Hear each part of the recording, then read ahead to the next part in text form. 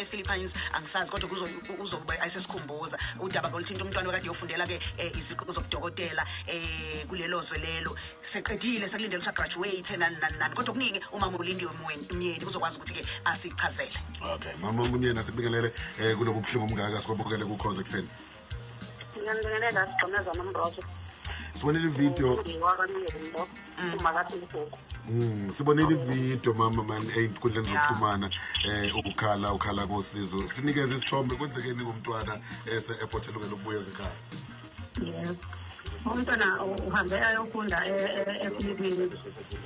Isizathu sokufunda kwaseFilipino ngoba eSouth Africa ama-university akhona mufuna ukwenza ethile afuna ama-point athile. So ngenxa yokuthi-ke eSouth Africa kufundwa uzofunde nalesi sifundo se-LO engazi ukuthi sifundelwane ngoba ekugcineni siyamayinasa uma sekufanele bathole usizo lokuya ema-university kuthiwe abafanele nakuthi abafundayo kodwa kwelinye isizathu basibhala basiphasa. Nje lokho ukuthi ukulithinga kwe-advertising kufanele ithani ukuthi bafuna abantu abane-matric abanama-science subject ukuthi bayofunda izinto zama-health. So uhambile-ke wayofundele i-psychology wabuya akaqala ngawo-psychology kodwa waqala ka-physiotherapy ukudilika maze zama-universities ngo-2013 ngenxa yokuthi kwakune-earthquake. Njengoba ebuyela zona wafica ukuthi isekho le-university ayifundela-physiotherapy waseqala le-university eqala le-psychology agcine seyifunda uyifundile wayephasa i-degree yakhona ngenxa yokuthi-ke awukwazi ukupractice ukuba i-physiotherapy uba i-psychologist ungenayo i-masters wabe kufanele enze i-masters. Ngakuvele eSouth Africa abantu abafundele i-masters baba bancane kakhulu abathathwa ama-university baba ne-university degree kodwa uma sebethathwa kuthiwe 5 ngonyaka kuthiwe 10 ngonyaka kuthiwe 12 ngonyaka. So wagcine bona ukuthi futhi uzophinda ahlale futhi eSouth Africa angalutho wabuyela emva wayothatha i-masters ezomthatha 2 years. Ufunde unyaka wokuqala wawuphasa wafunda isemester yokuqala enyakeni wesibili wayiphasa wabuyela-ke e-SSP uyofundela inakani isemester yokugcina wafike wagula-ke waba negwebu entanyeni elabayimila nje abathe bemali belisho bathi ilimpopo. Yona-ke manje wawo ukuthi ngaze ngagcina ukuthi buya ezikhaya ngoba uma bethi ngalapha bafuna 100,000 ukwenza i-biopsy ukuthi ithatha isithubu siyohlolwa ukuthi akanayo imithelo bathi 100,000 ngathi angikuba nalo 100,000 ngona ngifuna imali ebhale umuntu ngifuna imali ebhale umuntu ngaze ngakhalela insurance yami investment yami ngakuthatha ukuthi lebhale umshado womntaka 7 umntaka 7 yamshiya indlela yathi uziphila phezulu ukuthi ngamgibeza yadinga admitted esibhedlela esangifuna bengakwazi ukuthi nje singakanani sathi sine 60K agent uma ngithi ngakudlisha ukuthi 60K ofunakalayo imali 1,132,775. So nje ngagcina-ke ngithi admitted ngaphela manje uyanqaba ukuthi umama akaziba nayo imali yokukhokha ngathi sizakwazi ukunqaba admit kuyobonakala ukuthi leyo mali iphumaba ngathi ukuthi kanjani wa-admit wakhe wa-admit ngolwesihlanu ngomgqibelo wathi izinto zakhe ziyaseyina zombili kwafaneleka ukwenza i-procedure ethile ekuthiwa i-hemodialysis ukuthi ngamanye amazwi uzochanyiswa ngoba izinto zingasakhona ukuyikhiphela umchamo. Then-ke wa-admithwa ngomgqibelo wenziwa lokho wahlala ngesonto bangibonisa yena kuvidiyo call engasafuni ukufaka amathumbu ukuthi uyawakhipha wathi amunqwele ukuthi wakumpele ngambona-ke ngamunqwele ngaloko avunyakhe ngoba msungule ekuseni bangibonela-ke bathi isimo sakhe sibheda kakhulu egcine edlulile emhlabeni ngamsungule ekuseni lokho nje. Yikho-ke ngiphumele emphakathini ngacela ukuthi usize ngalezi ndleko ey'ngaka ngoba nasemoshwari-ke yasesibhedlela ngiyobhala 1,695 ngosuku. So nje ngizamile ukukhipha njengoba ngiyakhipha le yavithe ngicela umphakathi wase-South ukumsiza. Uzivuleke umkhandlu wasezulile ngiphansi kobuholi bukamfundisi uButhelezi ubaba uButhelezi bangisizile bangikhokhela iganoni 216,000 lakacebo lethu ezohamba lolanda umzimba womntanami ubuye eSouth Africa ngikwazi ukungcwaba ngesizotha. Okungibhalele manje ukuthi ngibe nemali yokuye ngikhokhele isibhedlela namakhava phambili. Lokho nje engicela emphakathini. Ngiyabonga. Uma unesithombe ngaba imali engakanani le usizo ungakanani oludingakalayo kuze kube la kufihlwa khona kuze kuphelele khona ngocabanga. Usizo engidingayo imali yasesibhedlela lo wa 1 million 132,000 775 bese kuba yasemoshwari yabedondela nangaphandle abantu bengaphandle bathi edondela imoshwari yabo incane ayigcina abantu ikhathi eside so okanye yakhishwa imoshwari ngaphandle kodwa bavumile futhi ukuthi bamdedele noma ungakayikhokhi imali lena bamdedele banga beseshonile babethe bamdedele ngithi angazi ngabe ngibhala amamiliyoni angazile kuthiwa uyaphila namanje ngabele ngamdedele usaphila manje basamile ekuthenini bayawadinga lamamiliyoni abo bayawadinga namakhaza futhi ngokunjalo lamakhaza bayawadinga imali yabo imali yamakhaza yona ithini imali yamakhaza i-1,695 per day angathi njengoba manje kuthiwa kuzolungiswa amaphepha kuzokuphela 2 weeks angazi bese kuyimali kusukela ngomhla ka-10 ishona uyale konje mama utheni say uqaqe bengithi uma ngikuvideo ngibone kanjani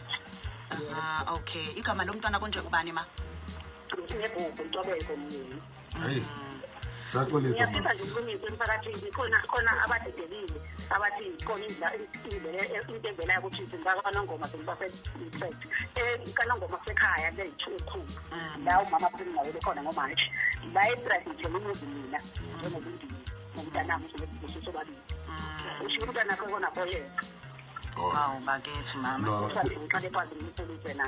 Sibonga kakhulu masithemba ukuthi abantu ngobelanele nje khona obathintekayo. Mhlawumbe kuleli iqhuphela samukele unhloko yakwa community services kumasipala waseZululand district municipality udadewethu uMasisnene. Masisnene sibingelele somukele ukhoze ekseni.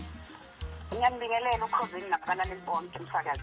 Hayi naqhamuka ngesikhathi la nidinga khona umphakathi ngempela odabeni likamama.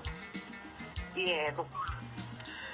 Sinike isithombe nakho manje siyabuzwa nje ubekhala ku 216 nge216 kuphela 1 million bani ngapha 1000 ngosuku njalo iqhamuka kanjani le ndaba ukuthi nani nithi hayi ngeke sathula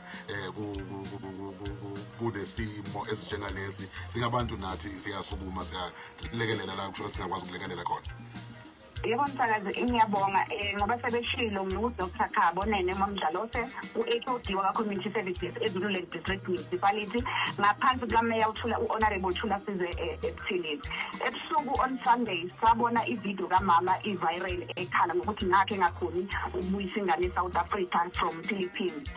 Ngabe bese ngivuswa-ke u-Honorable uReverend umeya wethu ubaba uThula Size ebuthilini wathi vuka nathi simo nangumama ekhala asikwazi ukuthi ngoba yenye district singabe sisanekelela wasethi vukani nje mina ngisahlanganisa ngisacela usomabhizinisi 600 sikhokhele imali nangempela ebusuku yabikhokha same day yakhokhelwa-ke i-funeral phalo leyo esikwazi ukubiza igama layo u-216,000 rand for ukuthi ingane ilambe ekuseni zabe sese-threat kwamama sino-deputy mayor u-honorable umhlonishwa umbatha u-deputy mayor wasezululand msakazi sesijabule kakhulu nathi ngoba umama safike samsula inyembezi kwaprocesswa amaphepha yonke into same time ngenxa yemzamo kameya wethu u-honorable uThula Size ebuthilini sakwazi ukuthi yonke into i-process njengamanje basithembisile ukuthi umntwana ngenzeka landwe this week latest early next week then-ke umeya wasigcizelela ukuthi ucela ukuthi ngiqhubeke as a head of department ngibasize sibalande nase-airport sibaphathele nomngcwabo wonke eZululand district municipality so nje wonke lawo ma-post sizowenza thina siyiZululand ngoba sifuna ukubona abantu besizakala nomeya wethu unenhliziyo yabantu umsakazi ukuthi ufuna ukubona abantu besizakala sibuka nje lokho umama akhala ngakho siyeza ukuthi kusana ingqinamba futhi naphambili okusafuneke zilungiswe eyithinta esibhedlela eyithinta amakhaza kuningi nje kodwa umsebenzi eseniwenzile mkhulu kakhulu siyabonga kakhulu ngoba manje ngimbonile nomama kuvideo ukuthi kubhlungu ngoba sekuthiwa hayi uma uhluleka ungcono siyamncwaba ngale izinto ezinjalo engicabanga ukuthi ke kuyamgeza inhliziyo lokho enikwenzile Roza kube kuhlungu kakhulu mase bemtshela ukuthi wo2 million ungawuthatha u2 million unganangisho 100,000 ekhaya so-ke ngizabona manje afanele ashise 70,000 rand kodwa umhlonishwa umeya ubaba uThula Size ebuthilini ngokuthi-ke sinenhlanhla yokuthi sinomeya umfundisi osheshe abe nenhliziyo yabantu bethi swayethe asiphuthume ne-deputy mayor ukabumbathi sithi galo yephuka silekelele umama njengamanje nje siyaxhumana nomama umamlindiwe myeni sizomlekelela up to la sikhona ukufika khona umasipala wasezululand siyabonga kakhulu nani basakazi ukuthi nikwazi ukuthi landelela ngoba imisebenzi emihle ngokuthi iqhakanyiswe phezulu ukuze nabanye abafundi babone ukuthi kufanele baphoste isandla kugcine kwenzakale konke umama afisa ukuthi kwenzeke.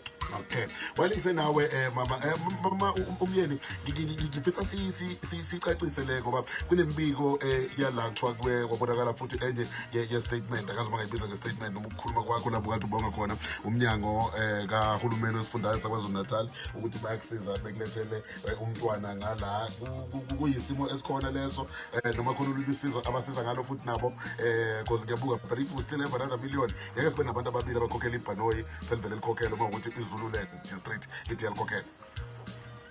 Yebo Gomez, ngiyafisa ukuphathisa leyo ndaba.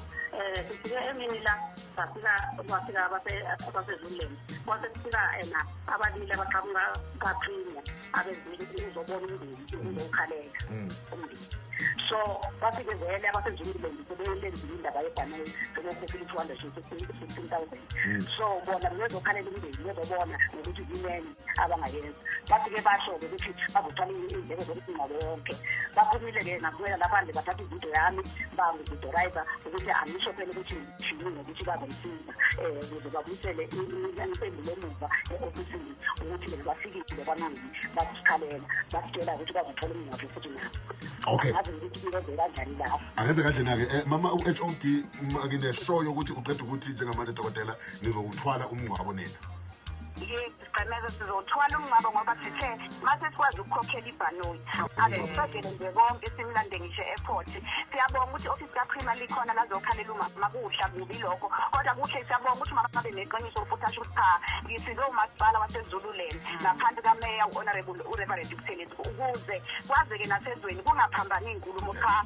Ngiyabonga kakhulu mama lokho akushoyo kunjalo nje kukhokha iZululand nayo i-funeral parlor ibikhona yakuconfirm khona nebhidi khona emsakazo ufuna niyibone nayo i-funeral parlor izivumela ukuthi sesikhokhile. Okay, so asenze kanjena kusho ukuthi mama le ephuma kwi-office of the Prima isingakwazi ukusiza ngoba umngcwabo uma isidumbu silandeka umasipala wase-ZDM ungcwaba sho lenye imali mhlawumbe singaqala ikhokhele ibhedlela namakhaza lena ephuma kwi-office of the Prima ma.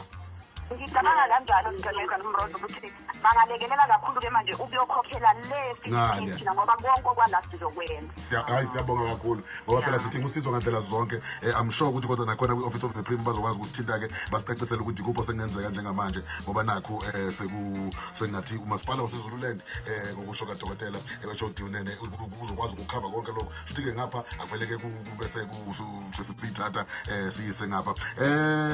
Okay, that's khona ungitshela ukuthi ngiyambonga umfakambambo la office of the Prima ithi ngengobeni mangibuya uzobona ukuthi yini singayenzayo khona umuntu anginika isithombe sokuthi engakwazi ukusinika isithombe sokuthi office of the Prima nimthumile usevele usekhona ngale sibone ukuthi yini enye engenzeka.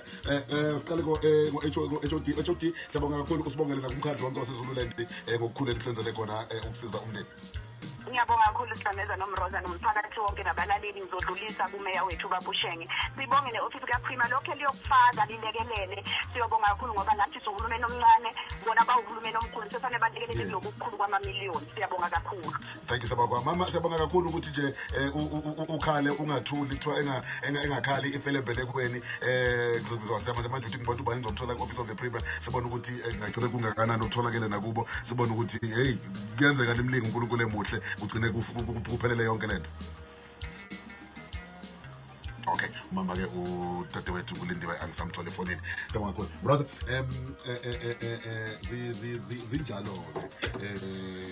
Mhlawumbe ithi ngikhulume nje ukuthi Prima eceleni kukhona engikhetha nabo la eceleni ukuze ukuthi yini singenziwa. Ngazi kubalekela ukuthi sokhokhela umngcwabo sonke osuvile. Yeah, nanokuthi nje futhi Siqineze ungalona loda i-office kaPrima. Bakhona balelele yes.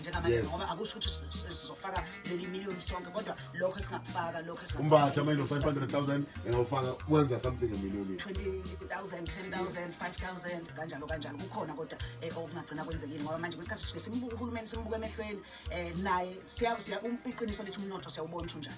iqiniso sonke sisentweni ethinta umnotho siyawubona ukuthi unjani ngakho-ke mhlawumbe sonke asiqhamuke senze nje into ekuthiwa isiqaqambeji. uNkulunkulu anibusise kubona bonke asebethe bafaka nalabo abathintekayo kumanje ezisikhuluma bakithi indaba ayikakapheli kuze kube yimanje. Wayisho umsweli wathi iconsi lilodwa liyakwazi ukwenza into gcwalisa ibhalento engikhumbuza lapho kumahlobo yikho lokho esikudingayo ngempela. Ngizo-check-a nje nabangani bami ngapha obesekaphela ukubona ukuthi iyogcina ihambe ifike kephi khona bese ngifuna ukufika ukuthi masifikile saqeda nesibhedlela kulabo 1 point something a day khona-ke lezi nsuku bese kube le ngane lapho kuthiwa iphelelele besise-airport ithi yabuyize ekhaya. Kuyinto ebuhlungu kakhulu Sigqemeza nakumama usazosala yedwa o-counselling izinto ezinjalo ngoba okwamanje usafisa kudlula isimo nesiphambi kwakhe kodwa ulimele. Funa isimanyathe Frayet nikuphi? Come on. Umama omake.